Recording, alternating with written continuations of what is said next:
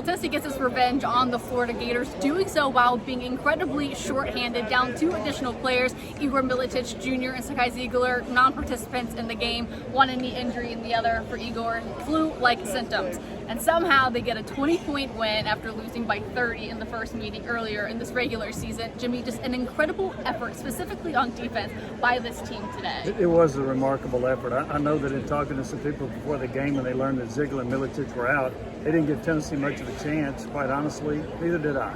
But it was a great effort by Tennessee. Defensively, they were terrific the entire game. Now, they struggled offensively in the first half, but what they did on defense was just remarkable. Very impressive performance. And it was a game that Tennessee, as it was going along, I was thinking Tennessee only scored 43. And I'm thinking they want to hold Florida to 43 here. And they almost did that, They almost did, yeah. They only gave it up 44. And I think that kind of leads into when, after the game, Felix Akbar said that they took this game really personal. And I think it's because a lot of the outside noise, most of it warranted, like when you said, Jimmy, you didn't give them much of a chance to win this game, because they haven't really shown up. They've been flat and inconsistent both on offense and defense, but being able to step up for the 2 guys that were out and then just finally get an answer, especially here back at home, I think will play dividends for this team. Yeah, I mean, and one of the reasons that some people question this team is they had lost in Florida by 30. They lost in Kentucky at home. And Kentucky, by the way, had 2 key players out. Yeah. Kentucky comes into Knoxville and wins a game. Tennessee had some horrific shooting performances, 11 out of 45 against Kentucky. And so it's like, where's this offense going to come from? You don't have your floor leader. You don't have the heart and soul of this team.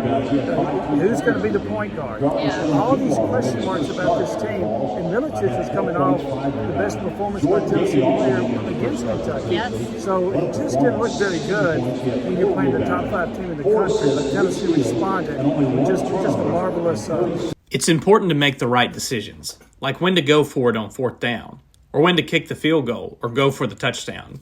It's also important to make the right insurance decisions, too. That's why my office, Trey McAdams State Farm, is here to help you select the right protection at the right price. Our office will make sure you understand your State Farm coverages, so you'll know what to expect when the unexpected happens. With Trey McAdams State Farm, it's easy to make the right call. When you want the real deal, like a good neighbor, State Farm is there. Proud sponsor of the Tennessee Vols. And Jordan Gainey gets the nod for the start today, his first in his Tennessee career after being a routine starter at his last spot. And Rick Barnes just talked about how proud he was of Jordan Gainey to rise to the occasion. And earlier in the season, I've talked to Kate Phillips about, hey, tell me about Jordan Gainey. Obviously, he had that driving layup to defeat Illinois, and he's like, he is the best 6th man in the country. Anywhere else, he would be a starter, and he showed flashes of that today. He did. He ended up with 16 points. He had 4 rebounds, 4 assists. He had only 1 turnover. The only 3 he made was he beat the buzzer at a key point in the second half in the corner, the shot clock buzzer. And so I thought that was a big shot. And then he hit a couple of other driving mid-range jumpers. I thought he did a terrific job replacing Zakai. Absolutely. Well, those were our first 2 points from the takeaway. I want to get to our third, and it's defense. And truly, on defense, it led to 2 of the biggest plays of the game, I think, Jimmy. And it has to start in the first half of the game. 2 blocks in the same possession, started by Darlington DeVar limiting or stopping a dunk, and then Kate Phillips blocking a layup,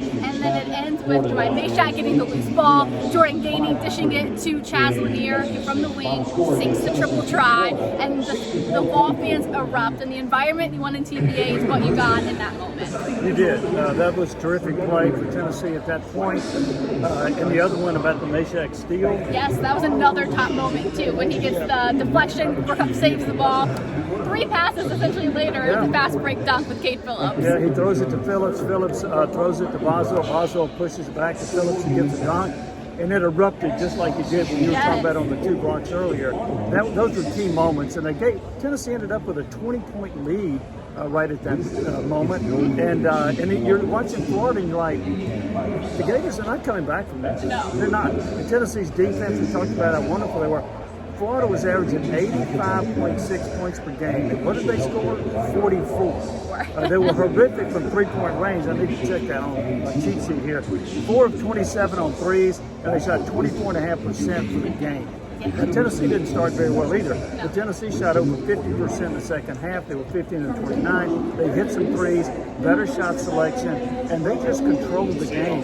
in that second half against the Gators. And I think that's the main reason why Rick Barnes is probably going to be like incredibly happy after this game, because the defense fed the offense, and that's exactly what he wants. And truly, that's what kept him close against Auburn, and is what put this game away against Kentucky, because their defense wasn't feeding their offense. They were able to find enough in this game, and I think it ends too with Chaz Lanier, who just looked like he was having so much fun at the end of the game, especially on his back-to-back. I think it was essentially a catch-and-shoot three-pointer, which ended up giving Tennessee an 18-point lead and all but shut the door on the Florida Gators. So I just think the way he finished the game, how the team finished the game on offense, is huge for how they'll be able to build on it. Yeah, I think so too. And as far as Lanier, I think he had 4 threes, so there was clutch in that regard. So that was Three big of for them Tennessee. came in the second half. Yes. Yes. And so Tennessee was able to show a spark there. But when they actually Tennessee made the first 6 shots starting the second half, and they built a lead. Yes. And you're thinking, okay, when's Florida going to make their run? When are they going to reel off 10 points in a row? It never happened. Now, Tennessee had 10 points in about the first 4 minutes of the second half. I don't think they've had a start to a half like that really all SEC play. So it's just incredible that they were able to do that. And part of that 6 bucket streak, they had 2 points or 2 buckets to end the first half. So essentially they had about 8 buckets, an 8 scoring streak to go into the second half. Yeah, they did. So a great win for Tennessee. One other point. Tennessee, when they have had a matchup against top 10 teams, 2 teams were in the top 10 when they faced when Tennessee is at home in those matchups, it's 7-1. 7-1. That's pretty impressive. But I just thought it was a great win, a great defensive effort. And sometimes you have the debate: was it great defense or poor shooting by the opponent? I'm going to go great defense. Great defense. 7 blocks. Yes. Florida, they missed About 7 steals as well. There were 7 steals. Yeah. There were some open shots Florida missed, but by and large, most of the shots they missed were contested, in particular those around the rim. And I think it was Zakai had, it was Kate Phillips had 3 blocks. Yes. So you just saw a lot of defense from all over the court. A very motivated Tennessee team, a team that wanted revenge against Florida, and a team that kind of needed to win. They were 4-4 in conference play, and they did not want to drop below 500 in SEC play. They also finished with 28 defensive rebounds, and that's a huge point that Rick Barnes had after the game, that their ability to protect the rim. They absolutely did that against the Florida Gators. So those are our 4 takeaways following the win over at the Florida Gators to get back in the win column and have a lot of exciting things coming up on Full Disclosure as well. So make sure you subscribe so you don't miss out.